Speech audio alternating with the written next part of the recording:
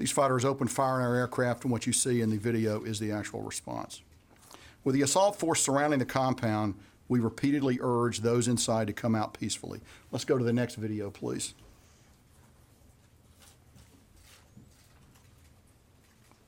So this is a video of the assault force actually closing up to the compound.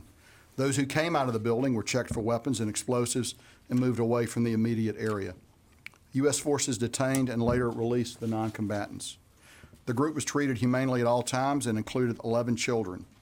I want to make it clear that despite the violent nature of the raid and the high-profile nature of this assault, every effort was made to avoid civilian casualties and to protect the children that we suspected would be at the compound.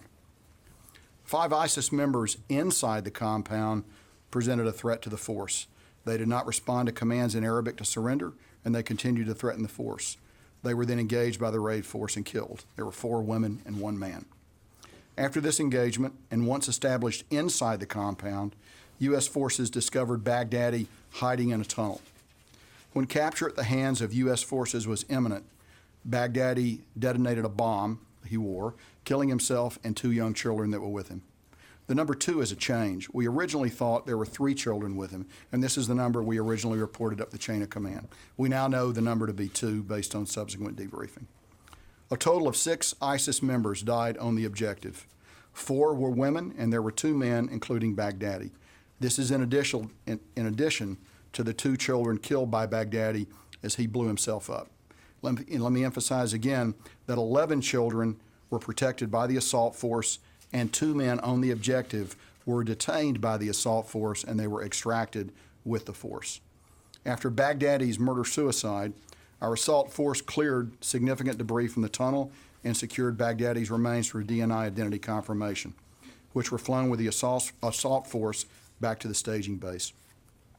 Following collection of samples for formal DNA analysis, Baghdadi's remains were buried at sea in accordance with the law of armed conflict within 24 hours of his death.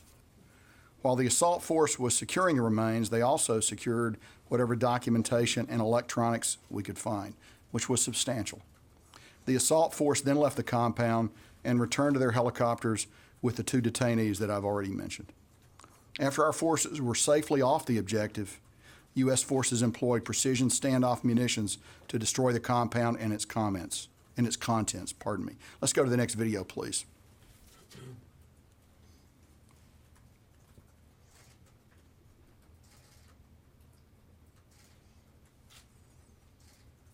So what you'll observe are U.S. standoff munitions striking the compound.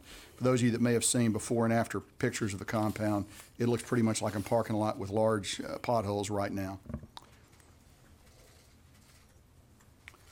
The operation was exquisitely planned and executed.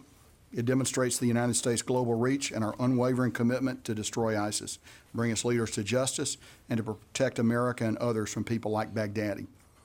The mission was a difficult, complex, and precise raid that was executed with the highest level of professionalism and in the finest tradition of the U.S. military.